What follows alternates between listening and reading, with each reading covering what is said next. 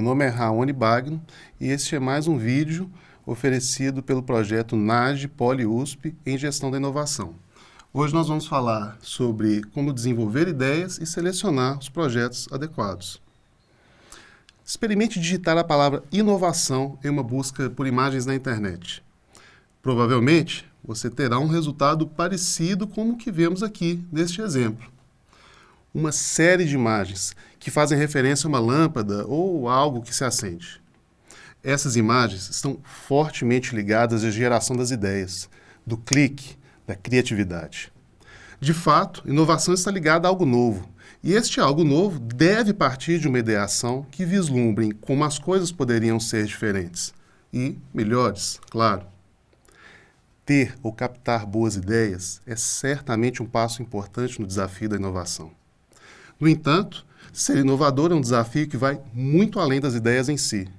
Nesse vídeo, vamos explorar um pouco melhor este ponto e compreender como a inovação pode e deve acontecer a partir das ideias.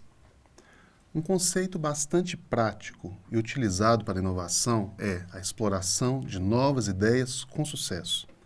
Ao menos no contexto dos negócios, essa exploração está, na maior parte das vezes, ligada a lançar um produto no mercado, implantar um novo processo de fabricação, uma nova estratégia de vendas, modificar um processo gerencial, entre outras possibilidades.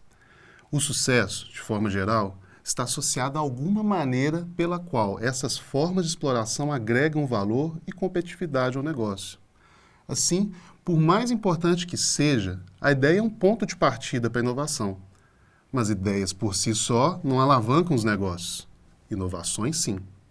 Precisamos entender, então, como passar do mundo das ideias para a inovação, explorando com sucesso as melhores ideias. Em primeiro lugar, é importante entender o que separa a ideia da inovação é um processo.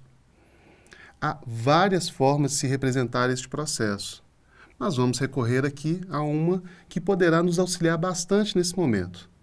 Geração de ideias, seleção, desenvolvimento, difusão. Vamos explorar juntos algumas nuances importantes desse processo. É um engano pensar que a geração de ideias é algo que ocorre simplesmente ao acaso. Mas ainda que assim o fosse, ter ou captar boas ideias para o negócio não quer dizer que a empresa saiba exatamente como lidar com elas. É neste ponto que ganha importância o termo fuzzy front-end, ou, em uma tradução livre, frente difusa, que normalmente engloba as fases de geração de ideias e seleção do modelo proposto. O início de um processo de inovação é chamado muitas vezes dessa forma, pois é um momento em que as ideias e oportunidades ainda não estão claras. Aqui permeiam questões como que tipo de ideia queremos em nosso negócio, de que pessoas ou parceiros podem ver essas ideias. Dentre várias possíveis ideias, como avaliar sua relevância? Como relacionar as oportunidades com a estratégia da empresa ou como uma determinada ideia pode agregar valor? Dentre outras. Desvendar essa frente difusa pode ser a chave para iniciar a caminhada da inovação com o pé direito. Louis Pasteur foi um químico francês que viveu no século XIX e em uma de suas palestras ele afirma que a chance ou o acaso, em algumas traduções, favorece apenas a mente preparada.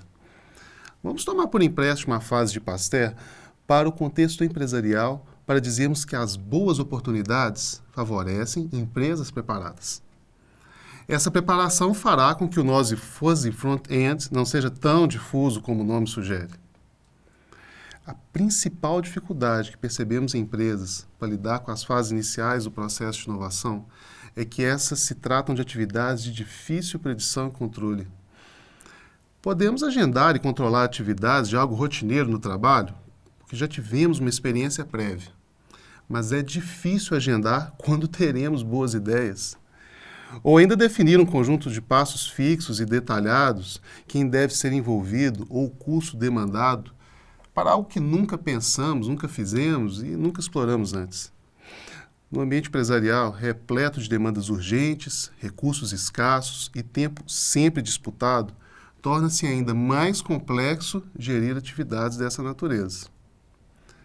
Empresas que se baseiam em tecnologia, por exemplo, muitas vezes possuem pesquisas em cursos que visam entender melhor alguns fenômenos, estudar variáveis de um material ainda pouco conhecidas, experimentar novas combinações ou artefatos para se desempenhar alguma funcionalidade em um produto ou processo.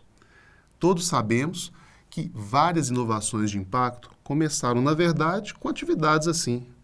O Viagra, o forno de micro-ondas ou o post-it são alguns exemplos. Na maioria das vezes, é muito difícil saber com precisão se uma ideia como essas vai para frente ou mesmo aonde chegará e, de fato, a maior parte delas naufraga.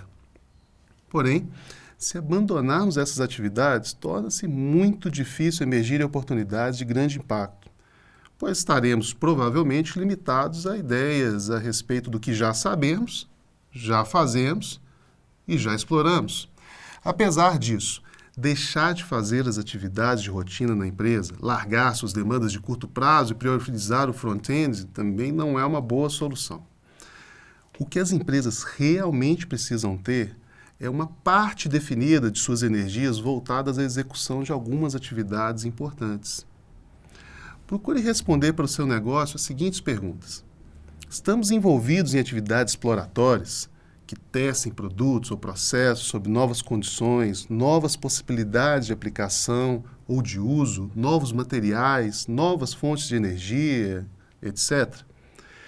Há disponibilidade de recursos físicos, humanos, financeiros que permitam explorar preliminarmente novas ideias de forma a testar alguns pontos de sua viabilidade e limites antes de submetê-las a crivos de aprovação e priorização.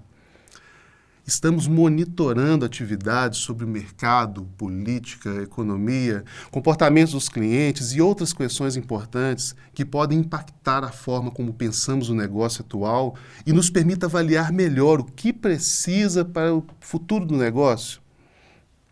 Há formas claras de avaliar o potencial de novas ideias em se tornarem inovações para a empresa. Além de se simplesmente aprovar ou reprovar, é possível recomendar novas verificações ou alternativas.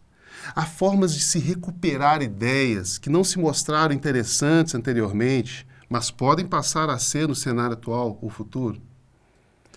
Outras questões poderiam complementar essas sugestões. No entanto, o mais importante é saber que no front-end do processo de inovação deve-se criar um terreno realmente fértil na organização para que boas ideias possam brotar, serem protegidas adequadamente quanto a barreiras e ataques prematuros e avaliadas conforme critérios que realmente expressem objetivos de inovação relevantes para a empresa. Feito isso, estaremos prontos para com que algumas dessas ideias, as melhores, ganhem um novo status, o de projetos de inovação. Ao se elevar uma ideia ao status de projeto, é necessário se destacar um time que seja responsável por sua execução e seu respectivo líder.